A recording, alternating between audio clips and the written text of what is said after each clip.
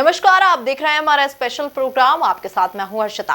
कर्नाटक विधानसभा चुनाव में बम्पर जीत के बाद अब कांग्रेस मध्य प्रदेश में भी सॉफ्ट हिंदुत्व की राह पर चलकर भाजपा का बजरंगबली वाला दांव फेल करने में लगी है।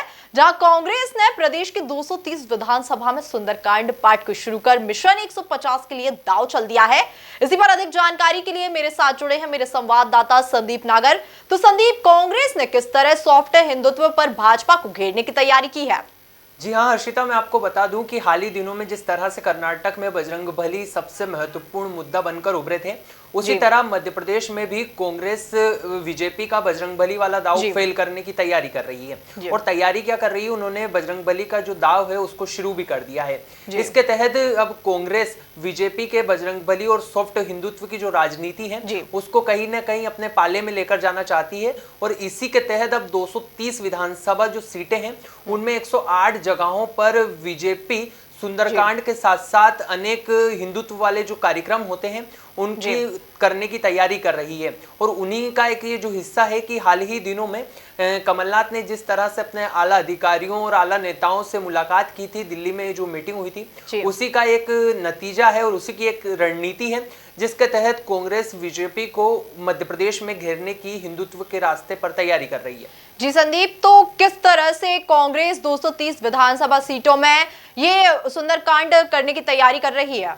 जी हाँ हर्षिता, कांग्रेस 230 विधानसभा में 108 जगहों पर अलग अलग नगरों और शहरों कस्बों में ये आयोजन करेगी, जिसके तहत वो बीजेपी को अपने हिंदुत्व वाले जो नजरिया है उसको थोड़ा चेंज कर सके और अपने पक्ष में वोट बटोर सके।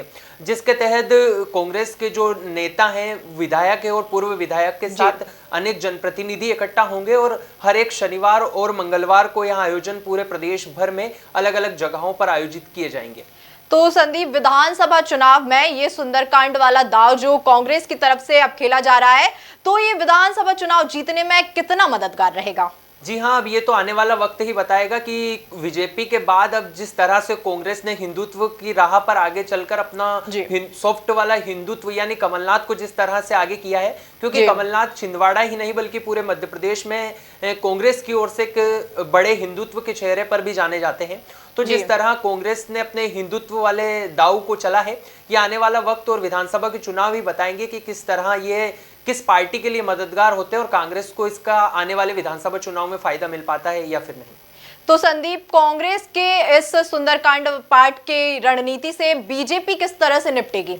जी हाँ, ये भी आने वाला वक्त ही बताएगा कि जिस तरह से कांग्रेस ने एक रणनीति के तहत और इस सुंदरकांड हो या श्रीमद् भागवत कथा हो, क्योंकि बड़े शहरों में जिस तरह से श्रीमद् भागवत कथा कराई जाएगी उसके तहत इन दिनों अगर देखा भी जाए तो मध्य प्रदेश में श्रीमद् भागवत कथा हो या हिंदुत्व वाली राजनीति हो, ये बड़ी तेजी के साथ उभर कर सामने आ रही है। तो बीजेपी अब देखना होगा कि किस तरह से अपने अगले कदम की ओर आगे बढ़ती है और अपने हिंदुत्व को किस तरह से लोगों के बीच में प्रभावी ढंग से रखने के लिए तैयार होती है। जी, विधानसभा चुनाव में ये सॉफ्ट हिंदुत्व की राजनीति कितना कमाल दिखाएगी, ये तो आने वाला वक्त ही बताएगा। धन्यवाद संदीप हमारे साथ तमाम जानकारी के लिए। ऐसे ही ताजा तमाम खबरों से जुड़े रहने के लिए बने रहिए आप एमपी न्यूज के साथ। एमपी की नब्ज, एमपी का हाल, मध्य प्रदेश की हर खबर एमपी न्यूज टीवी के साथ। लगातार खबरों के लिए सब्सक्राइब करें हमारा YouTube channel MP news TV. Latest updates के लिए बेल आइकन दबाना जरा भी न भूलें।